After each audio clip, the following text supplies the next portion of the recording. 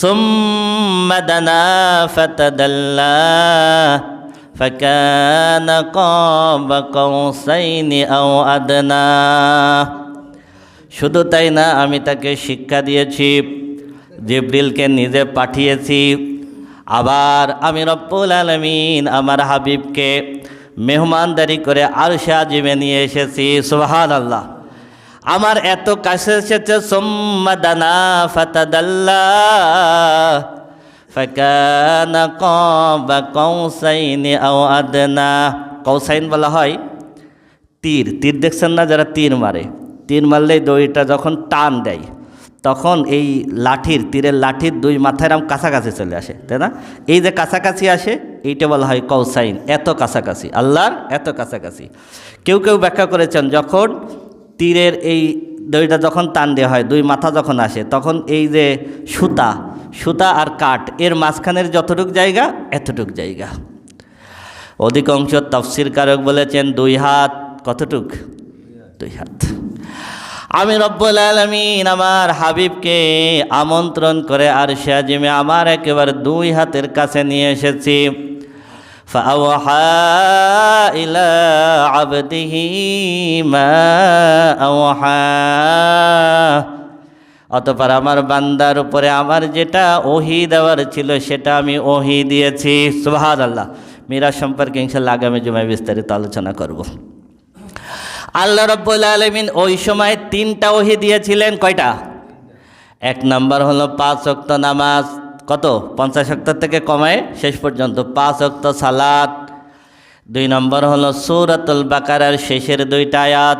সূরাতুল বাকারার, এই জন্য রাসূল আকরাম সাল্লাল্লাহু আলাইহি ওয়াসাল্লাম বলেছেন, যদি কোনো ব্যক্তি সূরাতুল বাকারার শেষের 2টা আয়াত তেলাওয়াত করে, তাহলে ওই ব্যক্তির সমস্ত প্রয়োজনের জন্য 2টা আয়াতই যথেষ্ট। সুবহানাল্লাহ। তার রিজিক লাগবে, ওই 2 আয়াত যথেষ্ট। তার নিরাপত্তা লাগবে, ওই 2 আয়াত যথেষ্ট। সুবহানাল্লাহ। 3 নম্বর ওহী দিয়েছিলেন, হে রাসূল, আমার হাবিব তোমার কোনো উম্মত যদি আমি আল্লাহর সাথে শিরক না করে, কি না করে? আমি আল্লাহর সাথে যদি শিরক না করে, শিরক না করা অবস্থায় যদি মৃত্যুবরণ করে, আমি রব্বুল আলামিন তার জীবনের বাকি গুনাহগুলো আমি আল্লাহ মাফ করে দেব। সুবহানাল্লাহ। ফাআওহা ইলা আবদিহি মা আওহা মা কাযাবাল ফুআদু মা রাআ। তিনি যেটা দেখেছেন তার অন্তর সেটা মিথ্যা বলে নাই। তার মানে যা দেখেছেন তাই বলেছেন। সুবহানাল্লাহ। যা দেখেছেন তাই বলেছেন।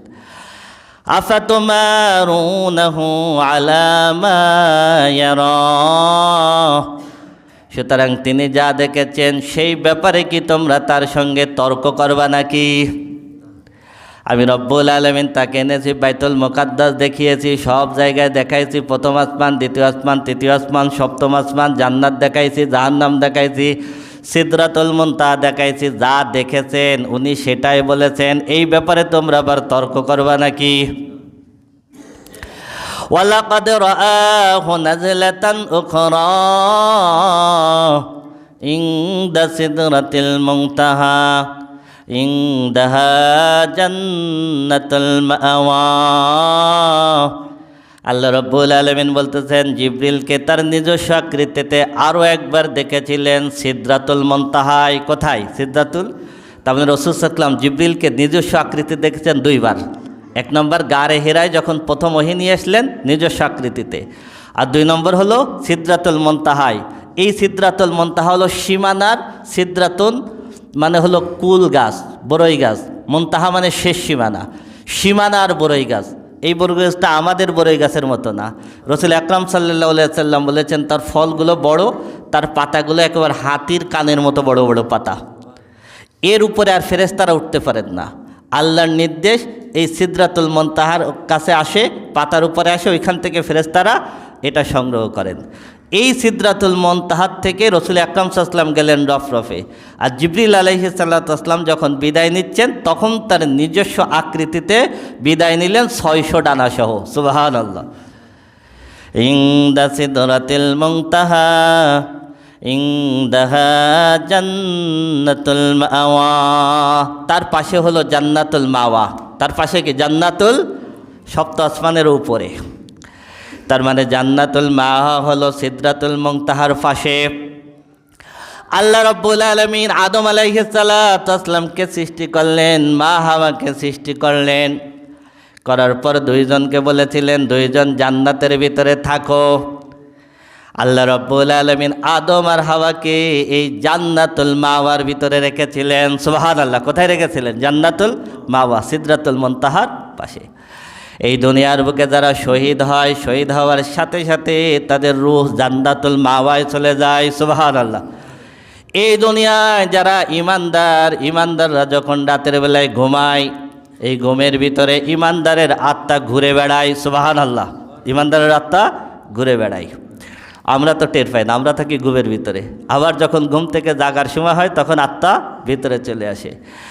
জান্নাতে যে সমস্ত বান্দারা যাবে, সারা পৃথিবীর ইমানদার জান্নাতি বান্দাদের আত্মাগুলো কখনো কখনো জান্নাতুল মাওয়ার ভিতরে একত্রিত হয়ে গল্প করে। সুবহানাল্লাহ, সুবহানাল্লাহ। তার মানে হলো কি, জান্নাতে যারা যাবে তারা জান্নাতে গিয়ে গল্প করবে, আর তার আগে মাঝে মধ্যে তাদের আত্মাগুলো জান্নাতুল মাওয়ায় গিয়ে মিলিত হয় এবং আলাপ আলোচনা করে। সুবহানাল্লাহ।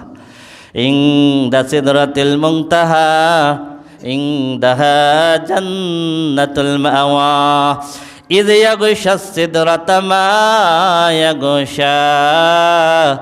আল্লাহ রাব্বুল আলামিন তখন সিদরাতুল মুনতাহাকে সাজিয়ে রেখেছিলেন সাজানোর মতো।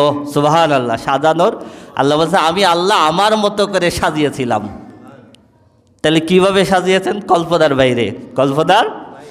রাসূল আকরাম সাল্লাল্লাহু আলাইহি ওয়াসাল্লাম এতটুকু বলেছেন, আল্লাহ রাব্বুল আলামিন টোটাল গাছটাকে আল্লাহ রাব্বুল আলামিন ঝলমল আলোকিত করেছিলেন এবং ওর পাতার উপরে স্বর্ণের তৈরি প্রজাপতি উঠতেছিল। সুবহান